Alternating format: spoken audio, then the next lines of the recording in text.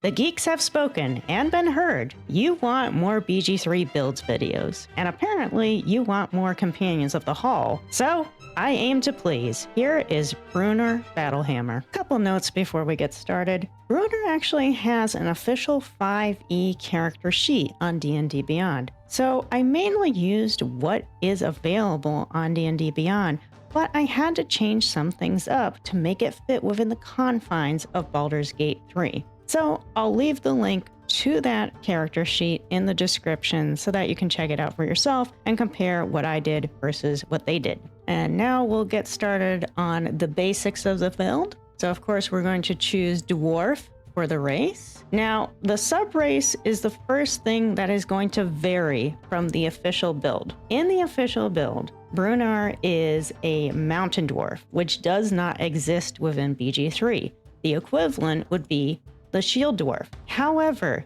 it is not beneficial to make Bruenor a shield dwarf within BG3. The reason being that the subrace feature of dwarven armor training is giving you the same proficiencies that you're going to get from the fighter class, which is what he is. So you're actually better off going with the gold dwarf so that you can at least get the benefit of dwarven toughness, maximizing your hit points. Next, we're going to choose the class of fighter, and that is his official class as of 5th edition. We're not going to change that. For fighting style, we're going to do defense, which gives you a +1 bonus to armor class while wearing armor. Now for background, I couldn't actually find this on the official build, but what I think makes the most sense here is Outlander. For one thing, it's fitting because he grew up in the harsh conditions of Icewind Dale, so he would have to have some pretty good survival skills to flourish in a location like that. And having the skills of athletics and survival, I think is really helpful and appropriate for this build. So I'm gonna go with Outlander. And now with ability points, that's where things really start to differ. You can't use the ability points that are in the D&D Beyond build because BG3 doesn't work the same way with ability stats. You can only bring up an ability to a maximum of 15 points, and then from there you could use your +1 or your +2 bonus. In addition, you cannot use the +2 and the +1 on the same ability. They have to be used on different abilities. We're also a bit limited here in getting Bruenor to 20 strength because we are capped at level 12. The official Bruenor build on D&D Beyond has him at level 16. So just keep in mind that these ability points are going to look very, very different. The easiest way to do it is to clear it all out first. Your +2 is going to stay under strength, and you're going to bring this up to 17. Dexterity, you'll bring up to 12. Constitution, you'll keep the +1 there and bring it up to 15. Intelligence 10. Wisdom 11. Charisma 10. Again, this looks very, very different from the official build, but we're working with what we have. Under skill proficiencies, don't have to change anything here. Athletics, acrobatics, survival, intimidation, these are all fitting for the build. They are good to go. Now we're going to do the appearance, and it's relatively easy. First, choose body type 2, keep identity of male. Now, Bruenor was described as having a hawk-like pointy nose, and the closest we really get to that in Baldur's Gate 3 is this one right here, head 5, the one we're on. Skin tone from the illustrations that have been available seems to be about medium, so we're gonna go with warm tone 5.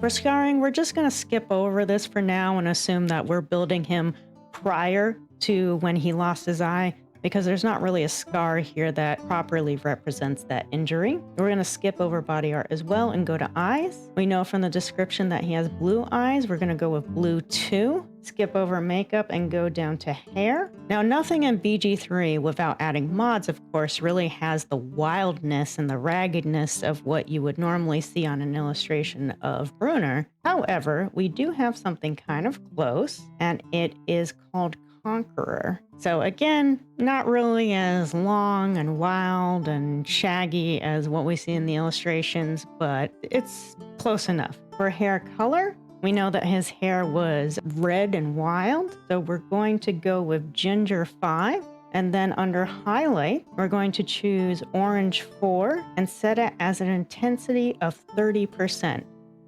And then for facial hair, certainly can't forget that for a dwarf. The closest that we have is called Rambling Obscenity. Here we go. So as you can see, that's one of the longer beards available here, and it does have the 2 braids coming down at either side. Not as long and full as what we would see on Bruenor's illustrations, but this is what we've got to work with. And that will do it for the appearance. Now we're going to go on to the build section. If you're enjoying the video so far, please consider subscribing. We're on the way to 400 and it would really help the channel. So for the build part of this video, we are going to use the hireling that you can get from Withers. Fortunately, she is a gold dwarf, so that works, and let's just pretend for now that she is indeed Bruenor. Like I went over in the basic section, fighter is the class, fighting style is defense, and the ability points are as such, as well as the skill proficiency. So nothing to change there. Let's move on. Now at level 2 fighter, there is nothing you need to do. The gains are automatic, your health increases, and you get action surge, which is very handy. At level 3, this is when you choose your subclass. The subclass for Bruenor, and this is official, is Battlemaster. So he gets access to maneuvers, and you get to choose your first 3. Now, a note on maneuvers here. Several of the maneuvers that are on Bruenor's official build, which are Commanding Presence, Bait and Switch, and Grappling Strike, are not available in BG3. You can see the full list of them here. So we are going to be replacing some of those. But to start with, we are going to do Menacing Attack, Precision Attack, and Riposte. And these are part of the official build. At level 4, we are going to get our first feat. And this is where we're going to try to even out some of those scores now. So for our first feat, we are going to choose Ability Improvement, and we are going to choose +2 to Strength. And yes, that does still leave us at an odd number. Bear with me here. We're going to fix that. Level 5 for Fighter, again, no options. Everything is automatic. You do now unlock your extra attack. Another very handy thing to have. And the nice thing with fighters is that they get yet another feat at level 6. So this is when we're going to go in and even things out. We're going to do ability improvement again, and this time we're going to do a +1 to strength and a +1 to constitution. That way we are getting the full benefit from those 2 scores, and wisdom is just going to have to hang out at an odd number. And at level 7, it is time to choose 2 more maneuvers. As with before, we can still go for some official choices here of Trip Attack and Fainting Attack. Level 8, it's time for a feat again. That's the wonderful thing about fighters. So now that we have evened out the majority of our scores, we're going to start accruing some feats that are more applicable to the character. And we're going to start with Sentinel, and you will find this on his official build. Level 9, no options here, just some automatic unlockings, and the class feature is Indomitable. So as it says, you've become as durable as an iron golem. So whenever you fail a saving throw, you can roll again using the new result instead. And this can become really clutch, because dwarves already have Dwarven Resilience. They have advantage on saving throws against poison and resistance against poison damage. So not only do you have advantage, so you're throwing twice on your saving throws against poison, but now you can roll it yet again if you fail that saving throw. So you actually could roll up to 3 times on a saving throw against poison. That's pretty awesome. For level 10, time to take more of those fancy maneuvers, and you also unlock improved combat superiority, meaning that you now have a superiority dice that increases to 1d10. All right, and here's where we have to start going a little bit off the books here. We're gonna do Maneuvering Attack, which is on there, but we don't have access to the rest of them, so we're going to do Sweeping Attack. I personally like Sweeping Attack because it gives the fighter some AoE. At level 11, nothing to do here, just another class feature unlock.